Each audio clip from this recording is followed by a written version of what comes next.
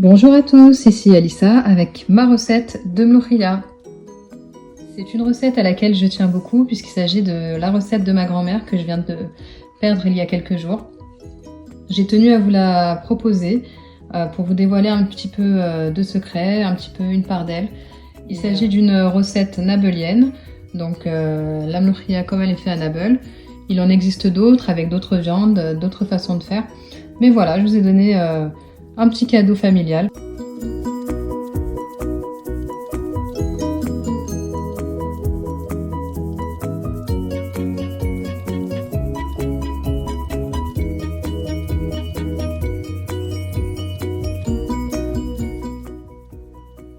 Alors, première étape, et pas des moindres, c'est la marinade de la viande. Donc on va commencer par choisir une excellente pièce de bœuf, sans os. Vous la mettez dans un saladier et par-dessus, vous ajoutez une cuillère à café de sel, une cuillère à soupe de tebel, qui est une épice tunisienne, une cuillère à soupe de curcuma, une cuillère à soupe de harissa arbi, qui est de l'harissa dite berbère, et harissa que j'ai acheté directement à Nabeul, qui est très réputé, 6 à 7 feuilles de laurier, une cuillère à soupe de concentré de tomate, si vous la consommez rapidement. Sinon, c'est une étape facultative.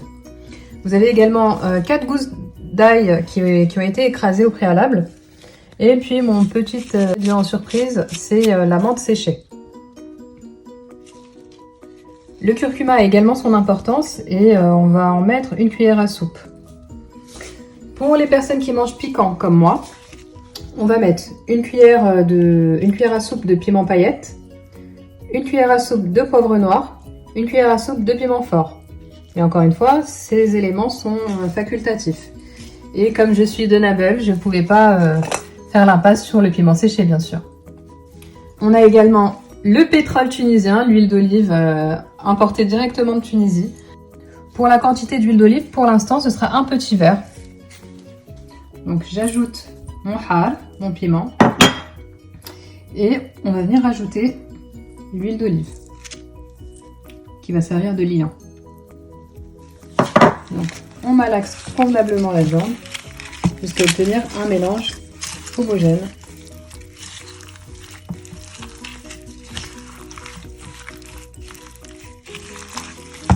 Personne ne marine pas la viande, mais je peux vous assurer qu'on remarque la différence entre une bonne et une mauvaise mloukhia, entre autres par la marinade de la viande. Ça, c'est une étape vraiment cruciale de la préparation d'une mloukhia qui respecte la tradition.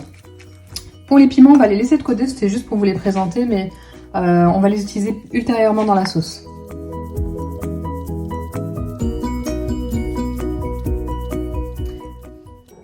Étape 2, ça va être la préparation de la mloukhia.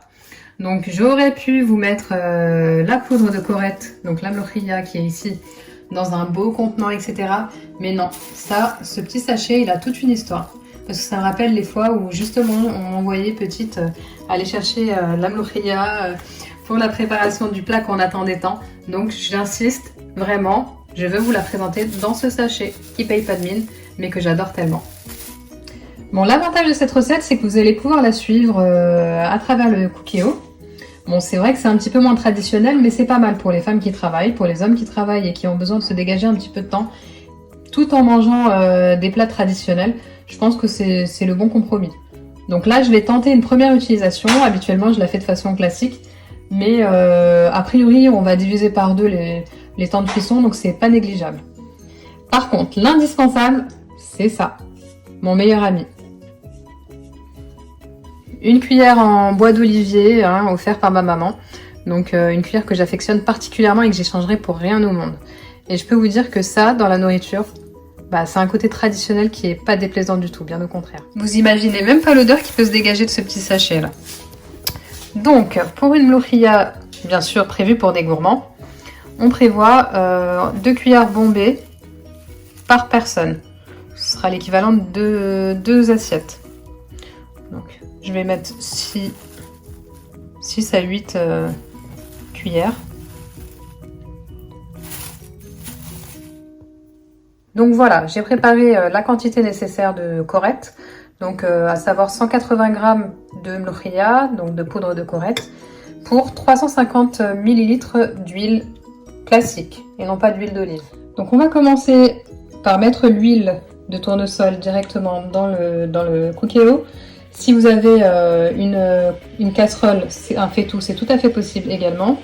Donc ce sera exactement le même principe.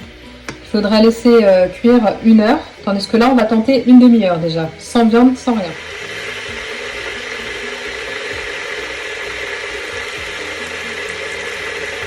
Je vais lancer le mode rissolage sur le Cookéo Touch Wi-Fi. Donc je crois que sur les autres, ça s'appelle dorage, si je ne me trompe pas. Donc j'y ai versé les 350 ml d'huile et je vais y ajouter la poudre de Corette, donc la mlokhia.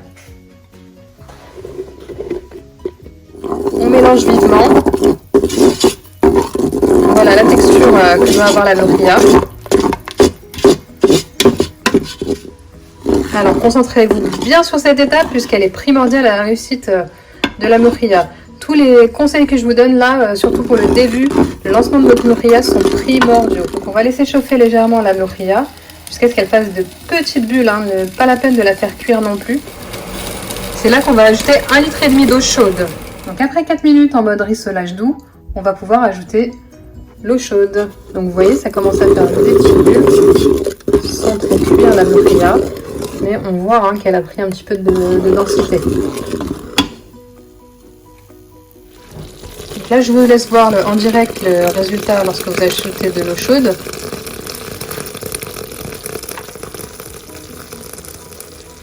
Donc à cette étape-là, le chaudron magique est prêt à être passé sous pression. Donc ce que vous allez faire, c'est vérifier déjà la texture. Donc à ce niveau-là, vous vous rendez compte que la texture est homogène. Si ça n'est pas le cas, il vous suffit simplement de plonger un mixeur plongeant dans la mlokhia. Bien sûr, n'oubliez pas de stopper le rissolage. On va pouvoir passer désormais et lancer une cuisson sous pression. Donc on lance une pression basse.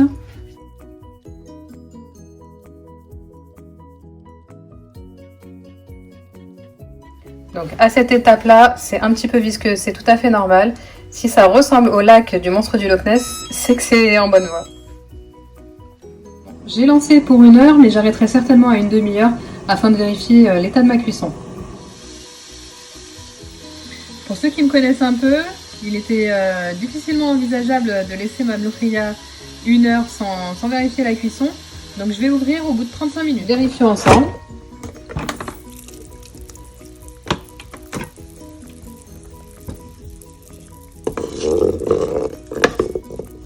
C'est parfait. On va relancer 25 minutes. Donc voici le résultat après 1 heure de cuisson. On va pouvoir ajouter la viande marinée.